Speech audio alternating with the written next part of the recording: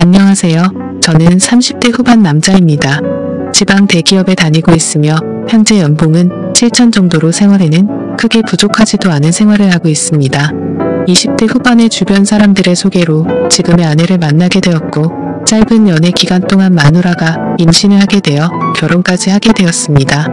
저희 마누라가 사실 인물이 좀 많이 괜찮습니다. 젊을 때부터 길거리에서 캐스팅 제의가 올 정도로 미모가 훌륭했었고 처음 소개를 받고 대시할 때 무진장 무시당했었습니다. 그나마 제가 직업이 괜찮아서 연애까지 이어졌었던 게 아닐까 생각을 하고 있습니다. 결국에는 승부욕이 발동되어서 노예가 따로 없다 싶을 정도로 매일같이 정성스럽게 연락하고 선물하고 또 만나게 되면 수십만원짜리 밥을 사주고 그렇게 미친 듯이 끝까지 매달려서 저는 지금의 아내와 연애를 시작하게 되었습니다. 그렇게 연애를 하고 몇 개월도 지나지 않아 관계를 가지던 중 피임에 실패를 하게 되었고 저는 결혼을 마음먹었기에 화가 난 아내를 겨우 설득시켜서 임신 4에서 5개월 차에 결혼을 하게 되었습니다. 생각은 했지만 결혼 이후의 부부관계가 참 순탄치가 않았습니다.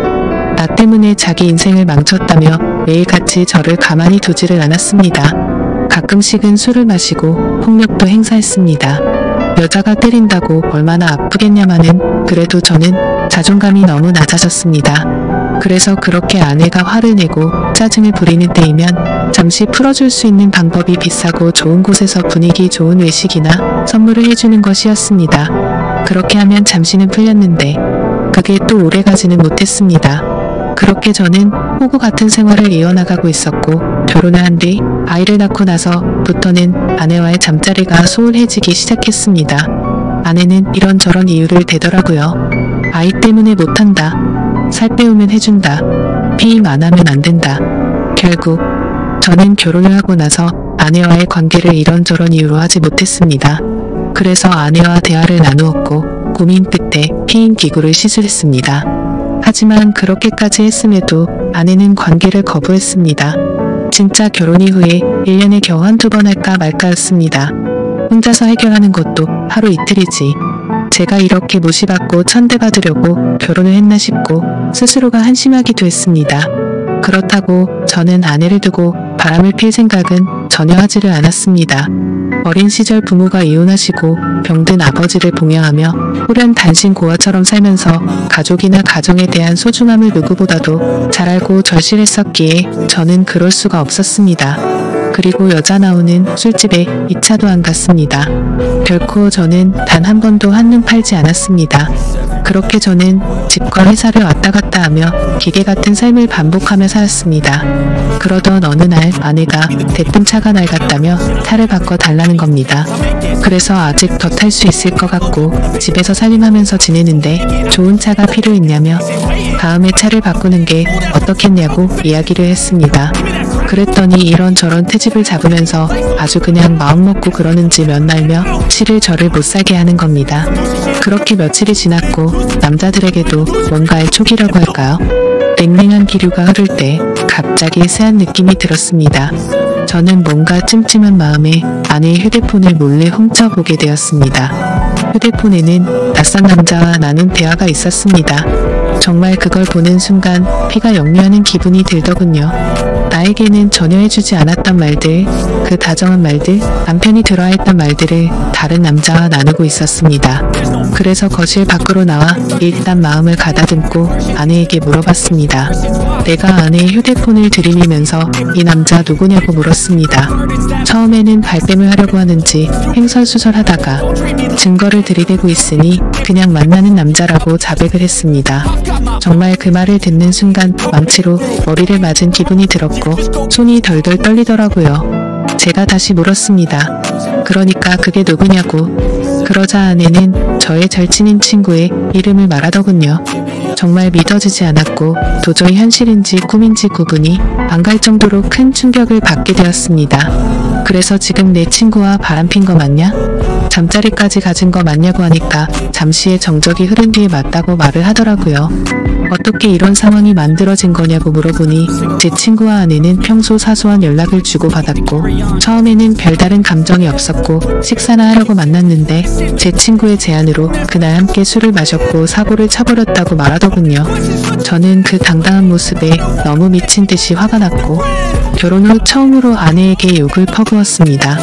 그리고 주방에 있던 가위를 들고 머리카락을 다 자르려고 하다가 몇 가닥 잘리는 거 보고서 그 순간만큼은 이건 아니다 싶어서 그만두었습니다. 저도 저를 통제할 수 없을 지경이었습니다. 아내와 친구에게 배신당한 저는 너무나 분하고 억울하고 울었습니다. 집과 회사를 반복하며 힘들게 가정을 위해서 살았던 내가 정말 분했습니다. 집사람한테 욕을 하고 결혼 후 처음으로 집안에 있는 물건도 부셨습니다. 제 친구였던 그 더러운 놈에게 전화해서 다짜고짜 욕을 했더니 알게 됐냐며 미안하다고 말하더니 전화를 끊고 휴대폰을 끄더군요. 저는 너무 화가 나서 아내 보고 얘 보라고 이렇게 전화 끊고 잠수 타버리는 놈이라고 그 더러운 자식을 만나러 가자고 앞장서라고 했습니다. 이런 놈이 마음에 들면 같이 가서 이야기하고 당장 이혼하자고 했습니다. 그랬더니 집사람은 결혼 후 처음으로 저한테 미안하다라는 말을 합니다. 저는 그동안 수백 번 했던 미안하다라는 말을 했는데 집사람한테는 처음 이 말을 들었습니다. 그 흔한 미안하다라는 말을 왜 바람핀 것 때문에 들어야 될지 몰랐습니다. 휴대폰을 뺏어서 다시 봤습니다. 그 사이 전화 목록, 메시지, 내용, 카톡 등등 전부 다 지워버렸더군요. 저는 도저히 집에 있다가는 큰 사고를 칠 것 같아서 일단 집을 나갔고 당장 한때는 절친이었던 친구네 회사로 찾아갔습니다. 그때까지도 그놈은 휴대폰을 꺼놓고 있더군요. 그놈의 회사 로비에 도착하자마자 이름을 외치면서 소리를 질렀습니다. 그러자 경비를 보시던 분들이 뛰어오더니 무슨 일이냐며 침착하라고 저를 타이르더라고요. 저는 그놈의 이름을 말하면서 당장 내 앞으로 데리고 오라고 안 그러면 이 회사 다 엎어버리겠다고 말했습니다. 그러자 로비에서 친구에게 연락을 했고 한참이 지나서야 쭈뼛쭈뼛 내려오더라고요. 제 친구 대학 시절 만나게 돼서 알게 됐는데 정말 둘도 없는 친구라고 생각했었습니다. 외모도 준수하고 여자들에게 항상 인기가 많았던 친구였습니다. 그런데 설마 친구의 아내에게까지 이따위 짓을 하리라고는 상상조차 못했습니다. 저는 그놈의 얼굴을 보자마자 주먹을 날려버렸습니다. 사람들이 깜짝 놀라서 말리려고 달려왔고 그놈은 그냥 친구랑 문제가 있다면서 괜찮다면서 저를 데리고 휴게실로 데리고 가더군요. 네가 사람 맞냐고 어떻게 친구 아내와 그따위 불륜 짓을 하고 이따위로 전화 끊고 잠수 타면 다 해결될 줄 알았냐라고 물었습니다. 그러자 그놈은 정말 죽을 만큼 힘들었고 자신도 자신의 마음이 통제가 안 되었다고 무릎을 꿇고 빌더라고요. 본인도 처음에는 그런 감정이 없었는데 술김에 사고를 쳤고 그때부터 자신의 감정이 컨트롤이 되지 않았다고요. 그래서 저는 네 재수씨도 이 사실 아냐고 물었고 제발 한 번만 비밀로 해달라고 말하더군요. 정말 어처구니가 없지 않습니까?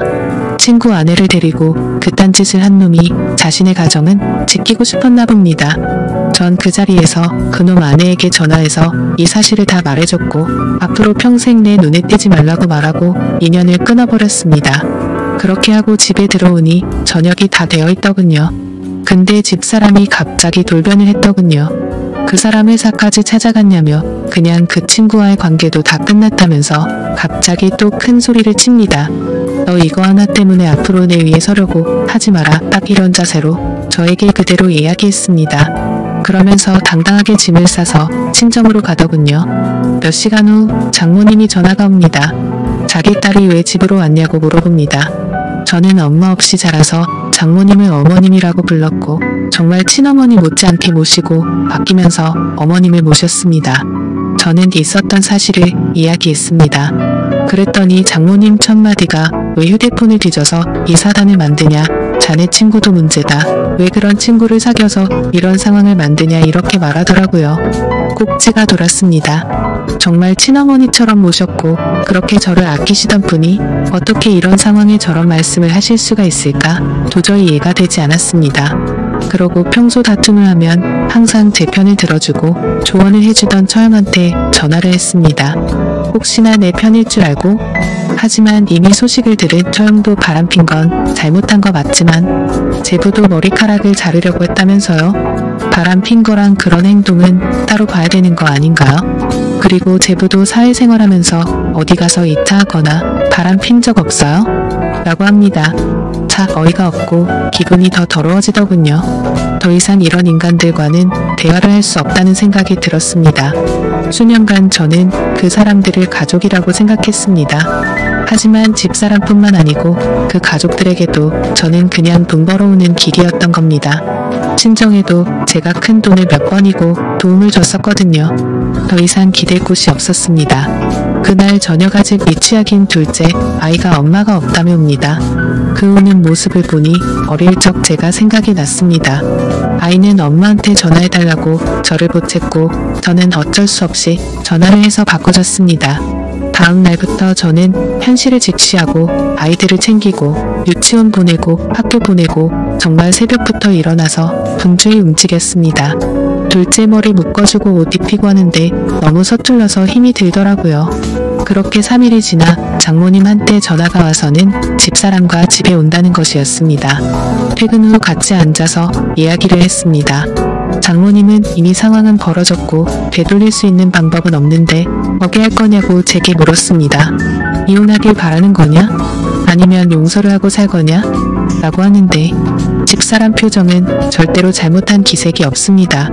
오히려 당당했습니다. 저는 그 모습을 보니 오만정이 다 떨어졌지만 아이들이 옆에서 철없이 웃고 장난치고 있는 모습을 보니 마음이 약해집니다. 제 어릴 적 모습이 생각나고 우리가 헤어지게 되면 내 자식들도 나처럼 어린 시절을 보내야 하는 거 아닌가 싶고 정말 미칠 것 같았지만 고민하고 또 고민을 했습니다. 저는 한참의 고민을 하고 나서 집사람에게 각서를 쓰자고 했습니다. 그랬더니 아내는 자기도 나한테 원하는 내용의 각서를 쓴다고 합니다. 그래서 내가 원하는 내용을 일단 적었습니다. 가정에 충실할 것이며 절대 외도를 하지 않는다는 내용과 추후에도 발각식 위자료 지급과 즉각 이혼이었습니다. 집사람도 나에게 원하는 걸 적었습니다. 양말, 팬티 뒤집어 놓지 않기, 옷 빨래통에 넣기, 상대방 무시하지 않기 등이었습니다. 외도와 양말이 동급 취급당하면서 장모님도 나보고 생활을 똑바로 안 했기 때문에 자기 딸이 그렇게 되었다며 동급 취급합니다. 각자 각서를 다 적고 사인을 하고 일상으로 돌아가기 위해 노력했습니다. 집사람과 합방을 하기 위해 작은 애와 방을 분리시키기 위해서 작은 애 방을 꾸몄습니다. 하지만 집사람은 다시 안방으로 들어오지 않았습니다. 그렇게 그런 사건이 일어난 지도 벌써 1년이 흘렀습니다. 그 1년 사이에 가해자와 피해자가 누구인지 구분이 안 갈 정도로 예전과 똑같은 삶을 살고 있습니다. 집사람 휴대폰 번호 바꿔버리고 그 친구놈을 차단시킨 거 이외에는 변한 게 없습니다. 심지어 지금은 집사람은 철없는 아이 둘을 데리고 이단 사이비 종교를 다니고 있습니다. 이따위 종교를 믿는 것도 최근에 알게 되었고 한바탕 크게 싸움을 했는데 전혀 말이 먹혀들지가 않더라고요. 정말 제가 미쳐서 그런가 싶기도 한데 요즘은 큰 나이가 진짜 내 아이가 맞나? 이런 생각들도 수도 없이 들고 있습니다. 사실 누가 보더라도 저를 닮은 구석이 하나도 없습니다. 심지어 주변에서도 엄마를 많이 닮았는지 제 모습을 보이지 않는다고까지 할 정도로요. 그래서 머리카락을 몇 개 뽑아서 친자 확인을 해야 하나 싶어서 준비까지 다 마쳤으나 만약 내가 생각하는 대로 그게 사실이라면 아이에게나 저에게나 모두에게 너무 큰 충격일 것 같아서 진행을 포기했었습니다. 유년 시절 결손 가정에서 고생하며 제가 꿈꾸고 바랬던 소박한 가정이 산산조각나서 깨질까 봐서요. 그리고 아이들의 인생을 망치게 되는 건 아닐까 싶어서 저는 판단이 서지를 않습니다. 이런 집사람과 앞으로 수십 년간 평생을 같이 지내야 하는 건지 막막하네요. 제가 어떻게 하는 게 가장 최선일까요?